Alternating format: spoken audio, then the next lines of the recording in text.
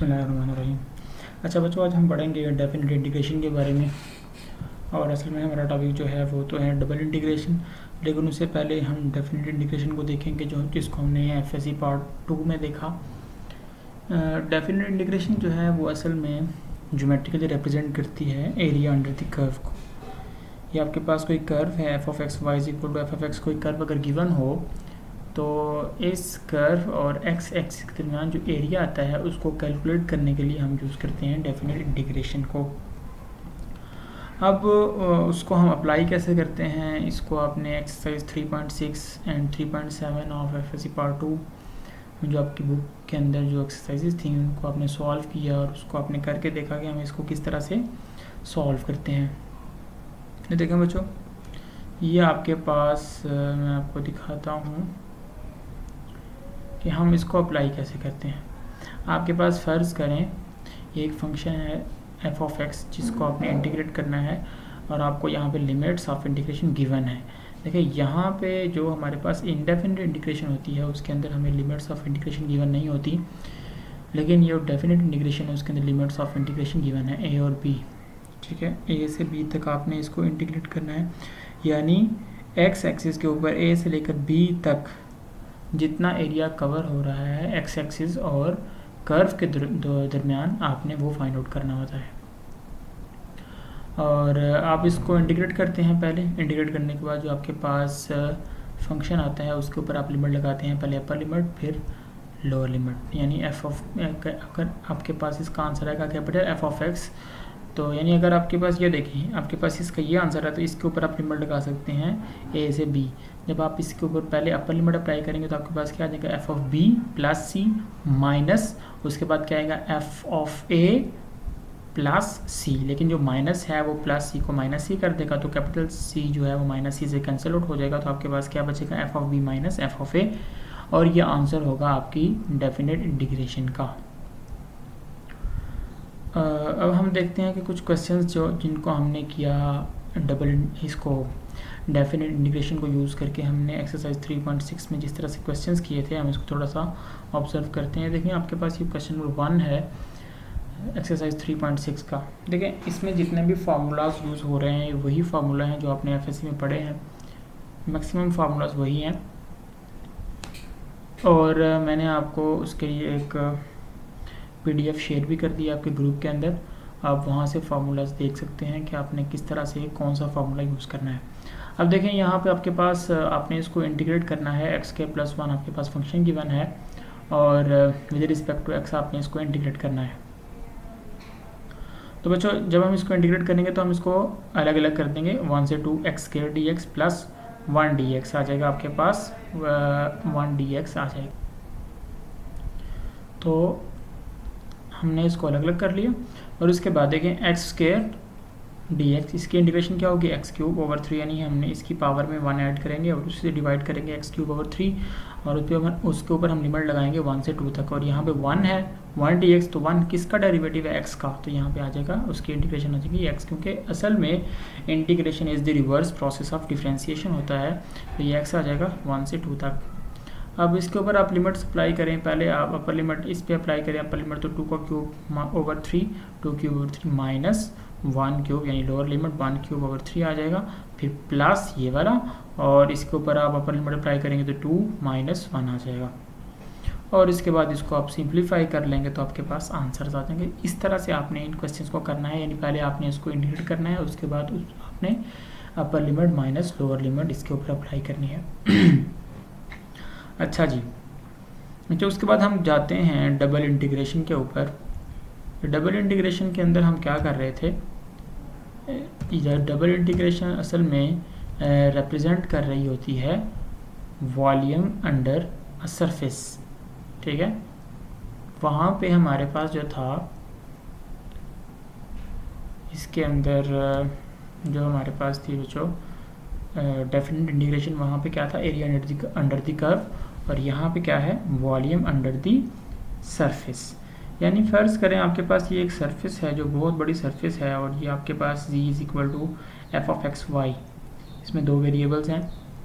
और आपको एक रीजन दिया जाता है एक्स वाई प्लेन के ऊपर, एक्स वाई प्लेन के ऊपर आपको एक रीजन दिया जाता है जहाँ पर आपको बताया जाता है कि आपका एक्स देखें, यहाँ पे एक्स एक्सिस के भी देखें एक्स कहाँ से कहाँ तक जा रहा है, ए से लेकर बी तक, यानी आपको बताया जाता है कि आपका एक्स जो है वो शुरू हो रहा है ए से और बी तक एंड हो रहा है। आपके रीजन के अंदर एक्स की वैल्यूज़ ए से बी तक हैं और देखिए आपका वाई जो वैल्यूज़ हैं वो सी से लेकर डी तक हैं। तो आपके रीजन है रिक्वायर्ड जिसके ऊपर आपने इसको इंटीग्रेट करना है, वहाँ पे एक्स वेरी कर रहा है ए से बी और वाई वेरी कर रहा है सी से डी। तो आप यहाँ पे x की लिमिट्स लगाएंगे a से b तक और y की लिमिट्स लगाएंगे c से d तक। तो आप इस रीजन को अगर आप ऊपर लेके जाएं, यानी इस रीजन को आप अगर ऐसे ही ऊपर लेके जाएं, तो जैसे ही ये इसको टच करेगा, जैसे इसमें से पास करेगा, तो ये आपके पास जो एक शेप बनेगी दरमियान में, ये सारी शेप का वॉल्यूम हमने फाइंड आउट करना होता है। तो ये जो डबल इंटीग्रेशन है ये असल में volume under the surface generated by this region इसको शो करती है। अब हम देखते हैं कि हमने इसको कैलकुलेट कैसे करना होता है। बच्चों हम इससे कैलकुलेट करते हैं। इसको कैलकुलेट करने के लिए हमारे पास क्वेश्चंस हैं एक्सरसाइज 10.1 आपकी बुक जो है एसएम यूसुफ की, उसके अंदर क्वेश्चन नंबर 1 को देखिए। आप यहाँ पे देखें 0 से 1 आपको लिमिट्स गिवन है 1 से 2 dx एंड dy। अब आपने यहाँ पे गौर करना है इस बात में कि कौन सी लिमिट x की है और कौन सी लिमिट y की है। देखें बच्चों यहाँ पे बाहर वाली साइड पे क्या है dy और यहाँ पे बाहर वाली साइड पे क्या लिमिट है 0 से 1। तो जो बाहर है उसकी लिमिट भी बाहर है, जो अंदर है dx अंदर वाली साइड पे है तो उसकी लिमिट भी इनर लिमिट उसकी होगी, यानी dx इनर साइड पे है तो उसकी लिमिट भी 1 से 2 तक इनर साइड वाली होगी और dy जो बाहर है उसकी लिमिट 0 से 1 बाहर साइड वाली होगी। और दूसरी बात जो यहाँ पे आपने याद रखनी है वो ये याद रखनी है कि जिस तरह हम पार्शियल डेरिवेटिव्स के अंदर जिस वेरिएबल की रिस्पेक्ट में डेरिवेटिव ले रहे होते हैं उसको वेरिएबल मानते हैं, बाकी हर चीज़ को, बाकी जितनी भी चीज़ें होती हैं उस फंक्शन के अंदर उनको हम कांस्टेंट समझ के उसको डिफरेंशिएट करते हैं। इसी तरह डबल इंटीग्रेशन या ट्रिपल इंटीग्रेशन के अंदर जिस वेरिएबल की रिस्पेक्ट में आप इंटीग्रेट कर रहे होते हैं आप उसको वेरिएबल समझते हैं और बाकी किसी चीज़ को आप वेरिएबल नहीं समझते, बाकी चीज़ों को आप कांस्टेंट समझ के इसको इंटीग्रेट करते हैं। अब देखें हमने इसको इंटीग्रेट करना है, ये हमारे पास एक फंक्शन गिवन है, यहाँ function f of x y is equal to 1, क्योंकि यहाँ पे तो कुछ लिखा नहीं हुआ, इसका मतलब 1 है और ये इसकी जो हमारे पास लिमिट्स हैं 0 से 1, 1 से 2 तक dx dy है। तो बच्चों 0 से 1, 1 से 2 dx dy, तो पहले हम इनर साइड को इंटीग्रेट करते हैं, यानी ये जो 1 से 2 dx है पहले हम इसको इंटीग्रेट कर देंगे और इसका आंसर फाइंड आउट कर लेंगे इस चीज़ का, दरम्यान वाली चीज़ का, यानी 0 से 1 और dy ये वैसे का वैसे बाहर पड़ा रहेगा और इसका हम आंसर फाइंड आउट कर लेंगे यूजिंग वही टेक्निक जो हमने 3.6 में यूज़ की थी। तो मैं आपको ये भी रिकमेंड करता हूँ कि इस एक्सरसाइज को करने से पहले आप एक दफ़ा 3.6 के कुछ क्वेश्चंस हाथ से सॉल्व करें और सारे को कम से कम एक दफ़ा आप सोल्यूशन से देखें ज़रूर। कोई कम से कम 10 क्वेश्चंस आपने हाथ से खुद सॉल्व करने हैं और बाकी जो क्वेश्चंस हैं उस एक्सरसाइज के उसको आपने एक दफ़ा ज़रूर देखना है कि वो किस तरह से उन्होंने सॉल्व किए हैं। तो बच्चों देखें हमने 0 से 1 वैसे छोड़ दिया और यहाँ पे 1 है, 1 किसका डेरिवेटिव है x का, तो उसकी इंटीग्रेशन x हो जाएगी और उस पर लिमिट आ जाएगी 1 से 2 तक। अब ये 0 से 1 तो वैसे रहा, इस पे लिमिट अप्लाई करें, पहले वो अपर लिमिट आएगा x की जगह, जहाँ जहाँ पे x होगा वहाँ पे लिमिट रखेंगे, तो x की जगह 2 आया माइनस, फिर x की जगह 1 आया 2 - 1 और साथ में आपके पास बचा आ गया dy। अब 2 - 1 आपके पास क्या आ जाएगा 1 दोबारा, तो 1 dy 0 से 1। अब अंदर वाला फंक्शन जो है हमारे पास इंटीग्रल वो सॉल्व हो गया और उसका आंसर आया 1 और साथ में 0 से 1 dy बच गया। अब इसको हम with respect to y integrate करेंगे, तो चूँकि 1 है और with respect to y integration हो रही है तो 1 किसका डेरिवेटिव हुआ होगा फिर y का, तो यहाँ पे बच्चों आ जाएगा आपके पास y 0 से 1। मैं आपको ये बता चुका हूँ, अगर कहीं आपने मुझसे डेरिवेटिव्स पढ़े हैं या फिर आपने पिछली क्लासेस में पढ़ा होगा कि जिस वेरिएबल की रिस्पेक्ट में हम डिफ्रेंशिएट कर रहे होते हैं, डेरिवेटिव ले रहे होते हैं, उस वेरिएबल का अपनी रिस्पेक्ट में जो डेरिवेटिव है 1 होता है। यानी अगर आपको कहा जाए कि x का derivative with respect to x क्या होगा, तो आप कहेंगे 1 है। y का derivative with respect to y क्या होगा, वो 1 होगा। लेकिन अगर आप कहेंगे y का derivative with respect to x, तो वो क्या हो जाएगा, dy/dx। इसी तरह आपको भी कहता है कि साइन एक्स आपके पास एक फंक्शन है, उसका derivative with respect to sine x, तो ये 1 होगा। नेचुरल लॉग एक्स का derivative with respect to natural log x 1 होगा। तो बच्चों यहाँ पे चूँकि डी वाई ये जो इंटीग्रेशन है विद रिस्पेक्ट टू वाई है, तो और यहाँ पे हमारे पास 1 मौजूद है, तो इसका मतलब ये हुआ कि ये 1 किसका डेरिवेटिव लेने से आया होगा, y का डेरिवेटिव लेने से आया होगा, क्योंकि यहाँ पे हमारे पास डिफरेंशियल y का मौजूद है। तो यहाँ पे आपके पास आ जाएगा y 0 से 1, इस पे हम लिमिट्स अप्लाई करेंगे। अपर लिमिट पहले 1 माइनस लोअर लिमिट 0, 1 माइनस 0, तो आपके पास बच्चों 1 आंसर आ जाएगा। उसके बाद बच्चों हम क्वेश्चन नंबर 2 को देखते हैं। यहाँ पे देखें, क्वेश्चन नंबर 2 के अंदर हमारे पास लिमिट्स हैं 1 से 2। तो बताएं ये किसकी लिमिट है भला, ये y की लिमिट है, क्योंकि आउटर साइड पे हमारे पास dy है, तो ये y की लिमिट हमारे पास है 1 से 2 तक, और उसके बाद x की लिमिट है 0 से 3 तक। x प्लस वाई भी हमारे पास फंक्शन गिवन है जिसको हमने इंटीग्रेट करना है, और डबल इंटीग्रल है हमारे पास ये वाला। तो बच्चों सबसे पहले हम क्या करेंगे, ये बाहर जो साइड हमारे इंटीग्रल की लिमिट से 1 से 2 और ये dy इसको ऐसे छोड़ देंगे हम, और ये जो फंक्शन x प्लस वाई है इसको with respect to x integrate कर देंगे। तो इसकी इंटीग्रेशन क्या होगी, इसकी पावर में एक ऐड करें, उसी पे डिवाइड करें। तो चूंकि हम x की रिस्पेक्ट में इंटीग्रेशन कर रहे हैं, तो x वेरिएबल है, बाकी हर चीज़ कांस्टेंट है, तो आपके पास क्या आ जाएगा x² प्लस, अब y तो कांस्टेंट है तो y को बाहर निकाल देंगे, और साथ में क्या मौजूद है, 1 मौजूद है। और चूंकि हम with respect to x integrate कर रहे हैं, तो 1 का इंटीग्रल क्या होगा, 1 असल में किसका डेरिवेटिव है, क्योंकि विद रिस्पेक्ट टू x हमारे पास इंटीग्रेशन है, तो 1 फिर x का डेरिवेटिव होगा, तो y इंटू और हमारे पास क्या आ जाएगा, x आ जाएगा। अब ये आपके पास आगे दो x² प्लस xy, इन दोनों पे आप अलग अलग लिमिट अप्लाई कर दें 0 से 3, जो x की लिमिट थी 0 से 3, इस पे भी अप्लाई कर दी, इस पे भी। अब इकट्ठी भी दोनों पे अप्लाई कर सकते हैं, लेकिन अलग अलग अप्लाई करते हैं तो आप कंफ्यूज नहीं होंगे, और शुरू में आप अलग अलग से अप्लाई किया करें ताकि आपकी थोड़ी प्रैक्टिस हो जाए, और प्रैक्टिस होने के बाद आप इकट्ठी सारे फंक्शन के ऊपर भी अप्लाई कर देंगे तो फिर भी आपका क्वेश्चन हो जाएगा। 0 से 3 xy 0 से 3, अब इस पर अप्लाई की हमने लिमिट, पहले अपर लिमिट x की जगह 3 रखा, 3² तो 9/2 आ गया, माइनस x की जगह 0 रखा, 0² तो 0/2 आ गया, प्लस अब x की जगह लिमिट पुट करनी है। देखें, जिस वेरिएबल की रिस्पेक्ट में आपने इंटीग्रेशन किया उसी की जगह आपने लिमिट अप्लाई करनी है। तो x की जगह हम रखेंगे 3, तो 3y माइनस y की जगह हम रखेंगे x की जगह दोबारा रखेंगे 0y आ गया। अब ये 0y ख़त्म हो जाएगा और ये 0/2 भी ख़त्म हो जाएगा, 9/2 माइनस 3 माइनस ये 0 और ये 0 ख़त्म, तो 9/2 प्लस 3y।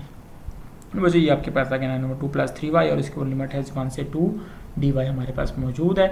तो 9/2 को हम अब दोनों इसको हमने इंटीग्रेट करना है with respect to y। 9/2 constant है, दोनों को अलग अलग कर ले, 9/2 को बाहर निकाल दें 1 से 2 तक, और उसके बाद आपके पास बचेगा 1, और 1 का integral with respect to y क्या होगा आपके पास बच्चों, y ही होगा, और 1 से 2 तक प्लस 3, और आपके पास यहाँ पे क्या आ जाएगा, y मौजूद है,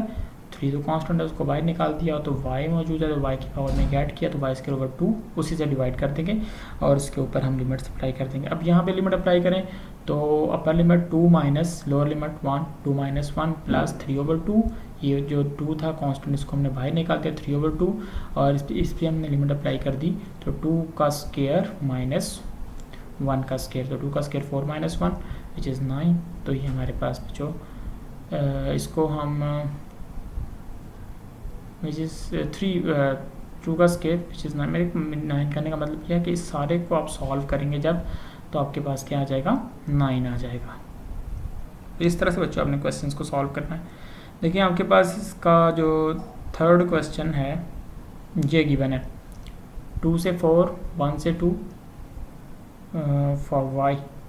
यानी लिमिट्स ऑफ y क्या हैं इस वक्त 1 से 2 और लिमिट्स ऑफ x क्या हैं 2 से 4। और आपने ये भी दोबारा मैं आपको बता रहा हूँ, ये आपने याद रखना है कि पहले आपने इनर जो इंटीग्रल है उसको सॉल्व करना है, उसकी वैल्यू फाइंड आउट करनी है, और उसके बाद आपने आउटर साइड पे जो आपके पास इंटीग्रल गिवन है उसको सॉल्व करना है। तो यहाँ पे 1 से 2 x square plus y square d y आपके पास मौजूद है। तो पहले हम इसको सॉल्व करेंगे और उसके बाद जो बाहर है 2 से 4 विद रिस्पेक्ट टू एक्स उसको हम सॉल्व करेंगे और इसके बाद अपना आंसर देंगे। ये देखें, जो देखें इसके अंदर हमने क्या किया, 2 से 4 को वैसे छोड़ दिया, इस पे हमने इसको इंटीग्रेट किया। तो चूंकि हम विद रिस्पेक्ट टू y पहले इंटीग्रेट कर रहे हैं तो x as a constant deal होगा, x स्क्वायर जो है ये x स्क्वायर ये पूरा का पूरा कांस्टेंट है,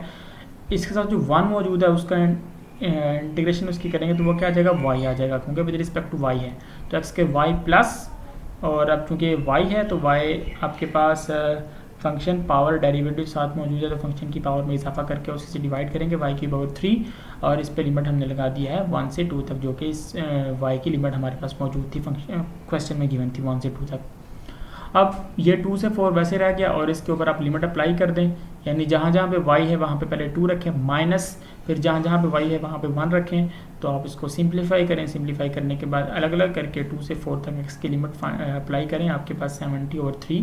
आंसर आ जाएगा। इस तरह से आपने बच्चों इन क्वेश्चंस को सॉल्व करना है, बहुत इजी क्वेश्चंस हैं। आपके पास क्वेश्चन नंबर 4 है, देखें यहाँ पे 0 से 1 x की लिमिट गिवन है और y की लिमिट गिवन है x स्क्वायर से x। तो ऐसा भी हो सकता है, ऐसा भी पॉसिबल है कि आपके पास जो लिमिट्स हैं वो वेरिएबल की फॉर्म में गिवन हो, तो आपने इस बारे में कोई घबराना नहीं है। आपने जैसे ही आपको लिमिट गिवन होगी आपने उसको वैसे ही अप्लाई कर देना है। देखें जी, इसको हम देखते हैं क्वेश्चन को, क्वेश्चन नंबर 4 को देखते हैं। देखें ये हमारे पास 0 से 1 किसकी लिमिट है x की, और x स्क्वायर से x ये किसकी लिमिट्स है y की। चूँकि हमारे पास इनर साइड में y है तो हम इसको पहले सॉल्व करेंगे। देखें असल जो रूल ये होता है कि जो हम हमारे पास जो कांस्टेंट लिमिट होती है उसको हम सबसे आखिर में सॉल्व करते हैं, लेकिन उसको बाहर होना चाहिए। अगले जो क्वेश्चन आएंगे उनमें ऐसा भी हो सकता है कि 0 से 1 अंदर मौजूद हो, x स्क्वायर से x बाहर मौजूद हो, तो फिर हम क्या करेंगे, फिर हम उसका ऑर्डर ऑफ इंटीग्रेशन चेंज करेंगे, यानी 0 1 को बाहर लेके जाएंगे, x स्क्वायर टू x को बड़ी जो इंटीग्रेशन है उसको अंदर लेके आएंगे और उसके बाद उसको सॉल्व करेंगे, क्योंकि हमने इसका जो अल्टीमेट आंसर है वो कांस्टेंट देना होता है। देखें इसको हम सॉल्व करते हैं तो 0 से 1 इसको बाहर छोड़ दिया हमने, और ये x स्क्वायर से x y स्क्वायर dy dx आ गया। अब विद रिस्पेक्ट टू y आप x y स्क्वायर को इंटीग्रेट करें, तो चूंकि हम with respect to y integrate कर रहे हैं तो आपके पास y क्या होगा बच्चों, y आपके पास वेरिएबल होगा, x आपके पास कांस्टेंट होगा, तो x को आपने वैसे बाहर छोड़ दिया और function power derivative function y है, पावर 2 है और डेरिवेटिव y का 1 साथ मौजूद है, तो हम फंक्शन की पावर में यानी y की पावर में इजाफा करेंगे, y की पावर 3 हो जाएगा और इस पे लिमिट लगाएंगे x स्क्वायर टू x, तो ये वो जो x तो आपके पास वैसे ही आ गया, इस पे लिमिट लगेगी। अब आप 3 को बाहर निकाल दें, कांस्टेंट है बाहर निकाल दें, पहले इसको आप ज़्यादा अच्छा है, 1/3 को बाहर निकाल दें, इस पे लिमिट अप्लाई कर दें। इस पे लिमिट अप्लाई करेंगे तो पहले हम y की जगह क्या रखेंगे, x रखेंगे, तो आपके पास x क्यूब, तो x क्यूब आ जाएगा माइनस, फिर y की जगह हम रखेंगे x स्क्वायर, तो ये आ जाएगा x स्क्वायर और पावर 3 है तो x की पावर 6 आ जाएगा, और इस 3 को बाहर रहने दें। अब जो आप 1/3 0 से 1, तो जब ये x मल्टीप्लाई होगा तो आपके पास क्या आ जाएगा, x की पावर 4 माइनस x की पावर 7, और ये 1/3 को बाहर रहने दें अभी। अब इनको आप इंटीग्रेट करेंगे तो ये इसकी पावर में इजाफा करें, x की पावर 5/5 आ जाएगा, माइनस x की पावर 7/7 आ जाएगा, और बल्कि ये देखें यहाँ पे x की पावर 7 है ना, तो इसकी पावर में इजाफा करेंगे हम, तो x की पावर 7 में इजाफा किया, x की पावर 8/8 आ गया, तो 3 बाहर मौजूद था वो मल्टीप्लाई होगा, तो 3 5 15 एंड 3 8 24। अब इसके ऊपर आप लिमिट अप्लाई करेंगे 0 से 1, पहले जहाँ जहाँ पे x है वहाँ पे 1 रखें, तो 1/15 माइनस 1/24 ये आ गया। अब इसने जो यहाँ पे लिमिट अप्लाई की है ना, इसने दोनों पे अलग अलग लिमिट अप्लाई कर दी है, यानी एक्स की पावर 5 और 15 पे 0 से 1 अलग, माइनस एक्स की पावर 5 और 24 पे 0 से 1 अलग। मैं कह रहा हूँ आप इसको इकट्ठा भी अप्लाई कर सकते हैं और अलग अलग करके भी अप्लाई कर सकते हैं, जिस तरह आपकी मर्जी हो उस तरह से आप इसको अप्लाई कर लें।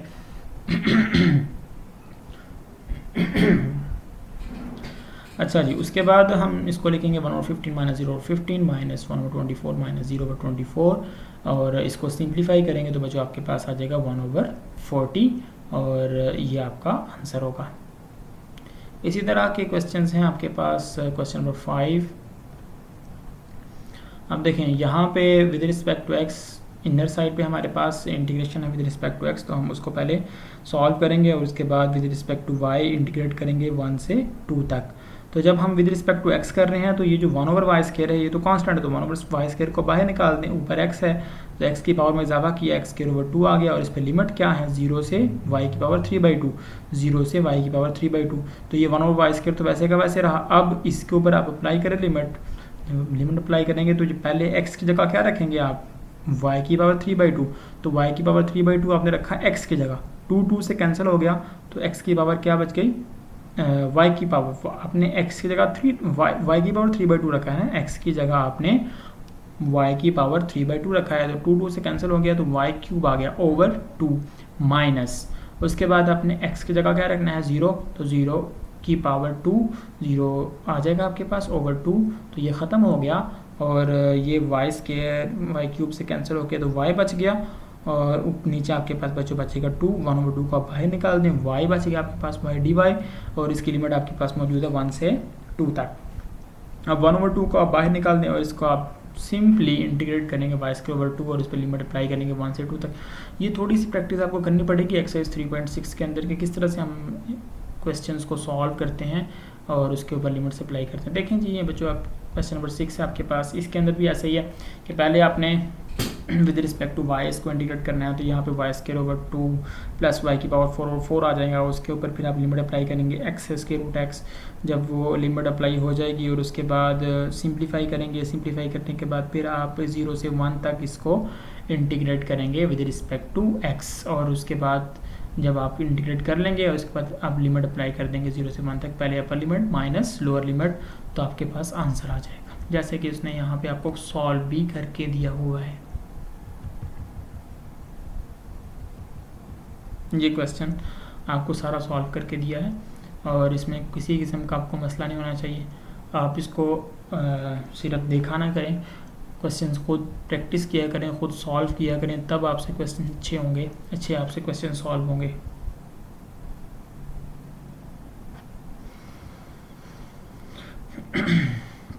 अच्छा जी बच्चों, उसके बाद हमारे पास है क्वेश्चन नंबर 7। क्वेश्चन नंबर 7 के अंदर हमारे पास लिमिट है 0 से 1 और x की लिमिट है 0 से 1 और y की लिमिट है 0 से x² और यहाँ पे फंक्शन हमें गिवन है x e⁻y। तो चूंकि पहले हमने विद रिस्पेक्ट टू y इसको इंटीग्रेट करना है तो x कांस्टेंट होगा तो x को वैसे छोड़ दिया e⁻y। देखें एक्सपोनेंशियल फंक्शंस के अंदर हमारे पास e⁻x या अगर हम विद रिस्पेक्ट टू x बात कर रहे हैं और e⁻y अगर हम विद रिस्पेक्ट टू y बात कर रहे हैं, जो ये वो वाहिद फंक्शन है जिसका डेरिवेटिव भी खुद होता है और जिसकी इंटीग्रेशन ये भी खुद होता है। अगर e की पावर में खाली x हो, मैं ये नहीं कह रहा कि e की पावर में x² या e की पावर में जो भी आ जाए, ऐसा नहीं है। अगर e की पावर x है तो विद रिस्पेक्ट टू x उसका डेरिवेटिव भी e की पावर x होगा और विद रिस्पेक्ट टू y उसकी integration, with respect to x उसकी इंटीग्रेशन भी e की पावर x ही होगी। और अगर e की पावर y है तो उसका derivative with respect to y e की पावर y ही होगा और उसकी integration with respect to y e की पावर y ही होगी। तो देखें e की पावर y की इंटीग्रेशन ये क्या आ गई e की पावर y और उस पर अब हमने लिमिट्स अप्लाई की 0 से x², 0 से x²। तो पहले y की जगह क्या रखेंगे हम x² रखेंगे तो e की पावर x² माइनस e की पावर 0, तो ये बच्चों आपके पास e की पावर x² माइनस e की पावर 0, e की पावर 0 क्या होता है 1 होता है, e की पावर x² तो मल्टीप्लाई किया x e की पावर x² माइनस x आ गया dx। अब आप इसको अलग अलग कर लें, जो आप अलग अलग कर लेंगे इसको तो आपके पास क्या आ जाएगा 0 से 1 x e की power x² dx minus x dx, 0 से 1 उस पर भी लिमिट अप होगी। अब इसकी इंटीग्रेशन के लिए, इसकी इंटीग्रेशन जो इसने यहाँ पे डायरेक्ट कर दिया है e की पावर में जो फंक्शन होगा उसका डेरिवेटिव भी साथ होना चाहिए। याद रखें, e की पावर में अगर हमने e की पावर में जो भी फंक्शन होगा, e की पावर में क्या फंक्शन है एक्स स्क्वायर, उसका डेरिवेटिव भी साथ होना चाहिए। तो उसके साथ इसका डेरिवेटिव, एक्स स्क्वायर का डेरिवेटिव क्या होता है, एक्स स्क्वायर का डेरिवेटिव होता है 2x, तो इसके साथ 2x होना चाहिए। तो हमने इसका 2 साल बनाने के लिए ऊपर भी 2 से मल्टीप्लाई किया, नीचे भी 2 से मल्टीप्लाई किया, तो वो 2 यहाँ पे बचा हुआ है, यानी ऊपर आपके पास आ जाएगा 2x e की पावर एक्स स्क्वायर ओवर 2। उस नीचे वाले 2 को हम बाहर निकाल देंगे, और चूंकि ऊपर e की पावर में फंक्शन उसका डेरिवेटिव साथ मौजूद है, तो अगर e की पावर में फंक्शन उसका डेरिवेटिव साथ मौजूद हो तो उसका आंसर होता है e की पावर फंक्शन। देखो e की पावर एक्स स्क्वायर, तो अब नीचे जो 2 बचा हुआ था वो 2 वैसे का वैसे रहा, माइनस एक्स स्क्वायर ओवर 2 आ जाएगा आपके पास। ये देखें, इसका इंटीग्रेशन है, x खाली जो होगा इसकी इंटीग्रेशन करेंगे तो एक्स स्क्वायर ओवर 2 आ जाएगा। इस पे भी लिमिट अप्लाई करेंगे 0 से 1 तक। अब आप जहाँ जहाँ पे x है वहाँ पे पहले 1 रखें, और फिर जहाँ जहाँ पे x है वहाँ पे 0 रखेंगे, तो आपके पास बच्चों आंसर आ जाएगा। पहले आपने x की जगह 1 रखा तो 1 ओवर 2 e की पावर 1 का स्क्वायर e की पावर 1 आ गया, 1 ओवर 2 e माइनस 1 ओवर 2, ये देखें आ गया। फिर माइनस यहाँ पे पैरेंथेसिस लगाएंगे e की पावर 0 माइनस 0 स्क्वायर, तो वो 0 हो जाएगा, ख़त्म हो जाएगा, तो ये आपके पास आ जाएगा। इसको हम सिंप्लीफाई कर लेंगे तो e ओवर 2, ये वाला e ओवर 2 बच जाएगा, और ये आपके पास बच्चों क्या है, e की पावर 0 1 हो जाएगा, माइनस 1 ओवर 2 माइनस 1 ओवर 2 तो माइनस 1 आ जाएगा, और ये आंसर होगा आपका। इसी तरह बड़ा आसान है इस क्वेश्चन नंबर 8 को सॉल्व करना।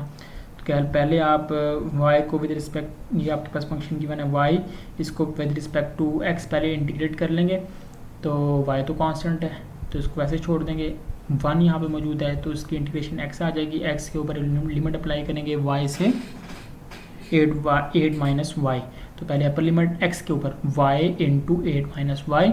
फिर लोअर लिमिट माइनस वाई आ जाएगा। उसके बाद हम इसको जो है ऐड करके और y से बाहर मल्टीप्लाई करके फिर विद रिस्पेक्ट टू y इसको इंटीग्रेट करेंगे और इसके ऊपर लिमिट से अप्लाई करेंगे, तो बच्चों हमारे पास आंसर आ जाएगा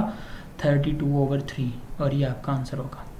तो बच्चों ये जो क्वेश्चन मैंने करवाए हैं आपको, इनको आपने अच्छी तरह से समझ लेना है, अच्छी तरह से प्रैक्टिस करनी है इन क्वेश्चन की। ऑनवर्ड हम इंशाल्लाह अगले लेक्चर में बात करेंगे कि किस तरह से हमने नेक्स्ट क्वेश्चन को करना है।